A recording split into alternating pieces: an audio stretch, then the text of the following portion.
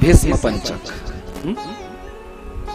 इन व्रतों का कार्तिक शुक्ल एकादशी से पूर्णिमा तक, कार्तिक शुक्ल एकादशी से लेकर पूर्णिमा तक, कार्तिक शुक्ल पूर्णिमा तक ये भीष्म पंचक व्रत किए जाते हैं। बोले महाराज, इन व्रतों की विशेषता है कि जो भीष्म पंचक का व्रत अपने जीवन में करता है, नियम अनुसार यदि उसके संतान नहीं है, ध्यान देकर सुनना, यदि उसके संतान नहीं है और नियमबद्ध तरीके से वो भीष्म पंचक के व्रत अपने जीवन में कर ले तो 1 वर्ष के अंदर अंदर वो संतानवान बन जाता है। ऐसा स्कंद महापुराण में लिखा। लेकिन कैसे हुए? तो बताया कि भीष्म जी के लिए पहले तर्पण मंत्र बताया। देखो, भीष्म पंचक के व्रत क्यों किए जाते हैं और कैसे प्रारंभ हुए, ये पहले समझो। सबको पता है कि शंतनु के पुत्र भीष्म थे। जन्म से नाम था देवव्रत। क्या नाम था? लेकिन भीष्म नाम पड़ा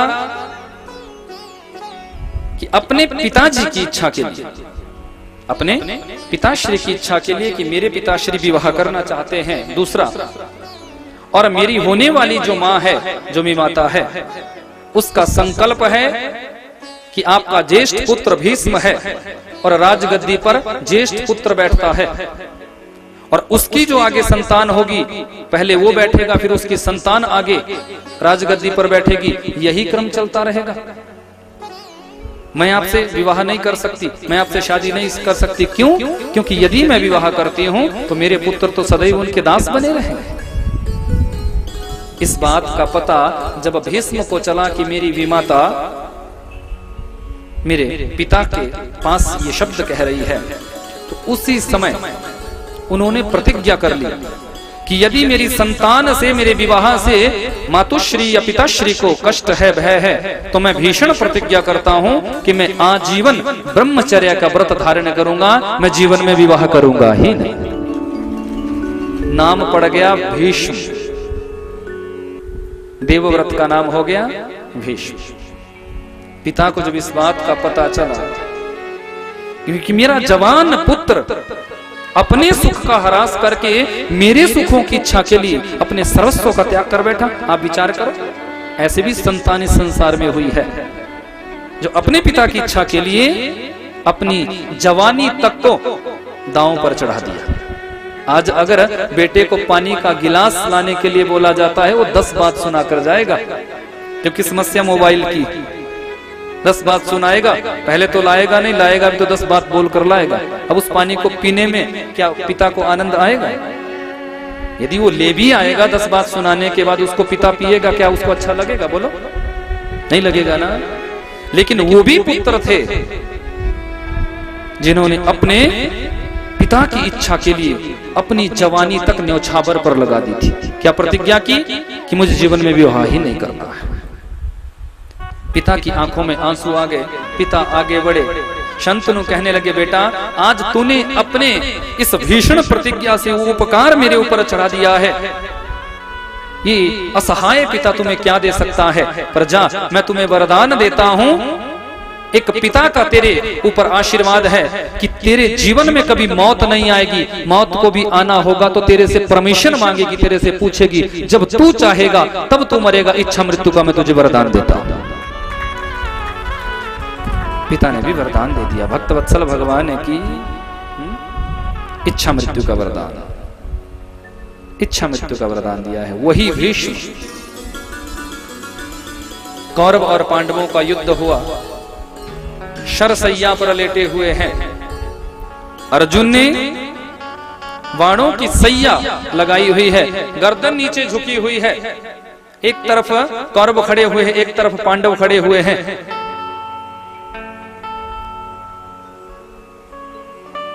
गर्दन नीचे झुकी हुई है, द्वारिकाधीश सामने खड़े हैं। भीष्म कहते हैं, मैं बात तो करना चाहता हूं, लेकिन मेरी गर्दन नीचे झुकी हुई है, कोई व्यवस्था करो ना। दुर्योधन दौड़ा है तकिया लाने के लिए, लेकिन रणारंग में क्या किसी तकिए की व्यवस्था हो सकती है?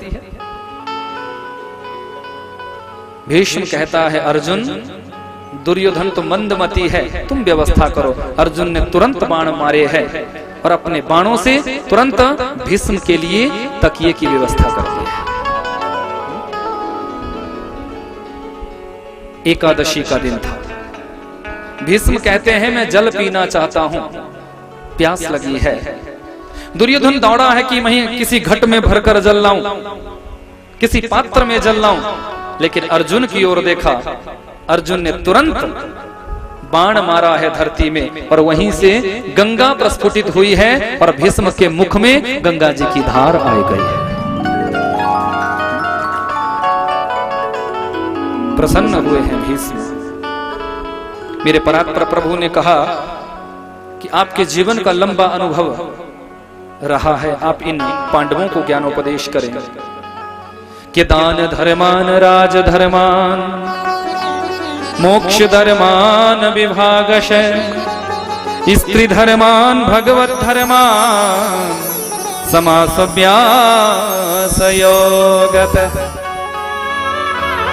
राज धर्म की शिक्षा, दान धर्म की शिक्षा, मोक्ष धर्म की शिक्षा भीष्म ने पांडवों को दी है। इस शिक्षा को देने के बाद आज मेरे परात्पर प्रभु बड़े प्रसन्न हुए। भगवान ने कहा, हे भीष्म, मैं तेरे इस स्वभाव से, तेरे इस व्यवहार से बड़ा प्रसन्न हुआ हूं। ये उपदेश भगवान ने भी सुना था, याद रखना। भगवान ने भी भीष्म के द्वारा दिए गए इस उपदेश को श्रवण किया था, पांडवों ने भी श्रवण किया था। भगवान कहते हैं भीष्म जाओ, इस एकादशी से लेकर, क्योंकि कार्तिक मास की एकादशी थी, इस एकादशी से लेकर पूर्णिमा तक, कार्तिक पूर्णिमा तक जो व्रत धारण करेगा और तेरे लिए तर्पण देगा, दुनिया के जितने भी लोग हैं सबके लिए ये नियम है कि भीष्म के लिए तर्पण दिया जाता है। भीष्म के नाम से तर्पण दिया जाता है। तर्पण का मतलब होता है जल देना। अर्जुन ने तुम्हें गंगा जी का जल पिलाया है, इसलिए जो भी इन भीष्म पंचक के नाम इन दिनों के व्रत को करेगा, मैं आशीर्वाद देता हूं कि इस जगत में ऐसी कोई भी सुख सुविधा नहीं होगी जो उसे प्राप्त नहीं होगी, और अंत में वो साक्षात वैकुंठ में ही वास करेगा। नाम भीष्म का दे दिया, लेकिन किया जाता है ठाकुर जी के लिए। व्रत भगवान के लिए ही होता है, लेकिन नाम भीष्म का दिया। तर्पण का मंत्र बताया कि सत्यव्रताय शुचये गांगेयाय महात्मने भीष्माय दददाम्य अर्घ्य आजन्म ब्रह्मचारिणे। हे ब्रह्मचारी, सदैव ब्रह्मचर्या में रहने वाले,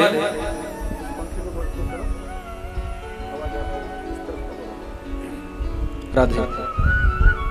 अब ये भी समस्या होती है ना बालों की, कौन इनको सुलझाता रहे बार बार। बोले भक्तवत्सल भगवान है कि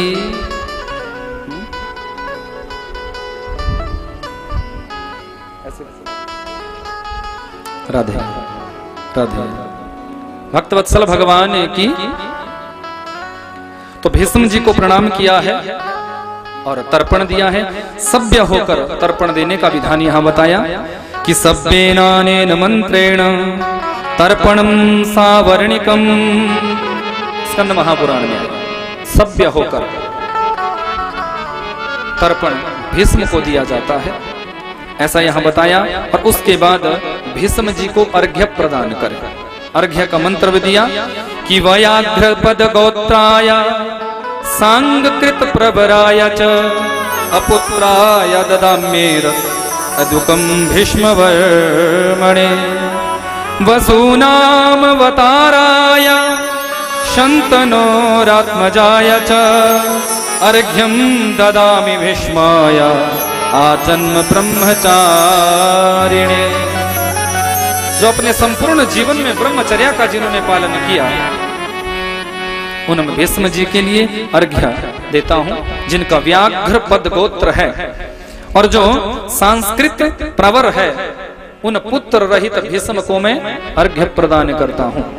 इस विधान से जो व्रत धारण करता है और ओम नमो वासुदेवाय इस मंत्र का जप करता है और ओम रामाय स्वाहा इस मंत्र से जो हवन करता है, आहुति प्रदान करता है, वो यदि निसंतान भी है तो मात्र 1 वर्ष के अंदर उसके यहाँ संतान उत्पन्न हो जाती है।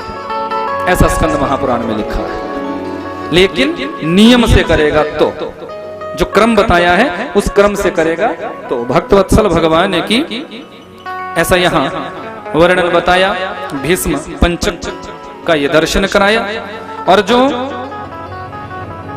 इन नियमों के अनुसार व्रत को करते हैं, परान्न का भक्षण इन दिनों में नहीं करते हैं, अपने ही अन्न का भक्षण करते हैं, उन्हें पूर्ण रूप की प्राप्ति होती है। आगे यहाँ एकादशी से लेकर पूर्णिमा तक इन 5 दिनों का जो भीष्म पंचक नामक ये व्रत है, इन व्रतों का विधान बताया। आगे एकादशी तिथि के तो भगवान के जगाने का विधान बताया। क्योंकि मैं आपको बताना चाहूंगा, आषाढ़ मास में जो एकादशी आती है उसमें मेरे नारायण भगवान क्षीर सागर में शयन करते हैं। और ये जो कार्तिक मास की एकादशी है, इस दिन भगवान जो है शुक्ल पक्ष की जो एकादशी आती है, इसमें भगवान क्षीर सागर से जाग जाते हैं। यानी भगवान विश्राम करते हैं आषाढ़ मास की एकादशी से लेकर और कार्तिक एकादशी तक भगवान क्षीर सागर में शयन करते हैं, जिसे तुम देव शयनी एकादशी और देवोत्थानी एकादशी भी कहते हैं। देवशयनी एकादशी जिस दिन विश्राम किया क्षीर सागर में गए वो, और देवोत्थानी जिस दिन भगवान जागते हैं उस दिन। यहां विधान बताया कि ओम नमो नारायणाय। चातुर्मास्य जो संत लोग चातुर्मास्या करते हैं वो भी इन्हीं दिनों में करते हैं। तो इन दिनों में हरि प्रबोधिनी एकादशी वाले दिन, देवोत्थानी एकादशी वाले दिन हमें ओम नमो नारायणाय इस मंत्र का, अष्टाक्षर मंत्र का जप करना चाहिए। कार्तिक मास में जो मनुष्य विष्णु सहस्त्र नाम गजेंद्र मोक्ष कृष्णाष्टक का पाठ और इस मंत्र का जो जप करता है उसके समस्त पितर तर जाते हैं, उसके पितर कभी नरक में नहीं जाते, और जब तक वो इस धरती पर रहता है समस्त सुखों को भोगता है, और इस लोक को छोड़कर परलोक जब जाता है तो साक्षात वैकुंठ धाम का उसे वास मिलता है। ऐसा यह नियम बताया। और इन 4 मास में भगवान जब शयन करते हैं तो भगवान को हरि प्रबोधिनी एकादशी वाले दिन उठाने का विधान है, जगाने का विधान है। भगवान को जगाया भी जाता है भावात्मक दृष्टि से, क्योंकि भगवान यदि विश्राम कर रहे हैं, आप यदि देखेंगे जगन्नाथपुरी में भगवान विश्राम करते हैं, वहां भी भगवान विश्राम करते हैं। तो ऐसा ही यहाँ भाव बताया कि भगवान को सुलाने के लिए भी लोरी बनी हुई है। भागवत में सुलाते हैं ना, मैया कैसे सुलाती थी, छगन मगन मेरे लाल को आजारी निंदिया आ, चंचल मोहन श्याम के नयनन बीच समा, गाती थी ना मैया। ऐसे ही जगाने का भी विधान यहाँ बताया है। स्कंद महापुराण में भगवान को जगाने का विधान बताया। और रोज अपने नित्य नैमित्तिक जीवन में भी तुम बाल रूप में ठाकुर जी की सेवा करते हो। बाल रूप में तुम ठाकुर जी की जब सेवा करते हो तो रात में पहले सुलाओ ठाकुर जी को। ये नहीं कि ठाकुर जी तो आपने ले आए पर भाव आपका है नहीं, बेचारे बैठे हैं ऐसे देख रहे हैं कि कब कोई आएगा, कब मुझे सुलाएगा। बाल रूप में यदि आप इनकी पूजा कर रहे हैं, युवा रूप में भले सुलाओ ना सुलाओ चलेगा, लेकिन बाल रूप में तो ये सेवा मांगते हैं कि आप कैसी सेवा करते हैं। अपने बच्चों को तो तुमने बड़े प्यार से सुला दिया, पर ठाकुर जी का हटाया वस्त्र जल्दी 2 मिनट में सुला नहीं, भाव से सुलाओ, भाव से प्रभु हम आपका शयन करा रहे हैं। और प्रातः नहा धोकर जब तुम पूजा के कक्ष में जाओ तो भगवान को फिर जगाओ। बोले जगाएं कैसे? जगाने का भी विधान है। उनको जगाया जाता है, जगाने का भी एक सुंदर भाव होना चाहिए कि उत्तिष्ठ गोविंद उत्तिष्ठ गरुड़ध्वज उत्तिष्ठ कमलाकांत त्रैलोक्य मंगलम कुरु। अब जागो मोहन प्यारे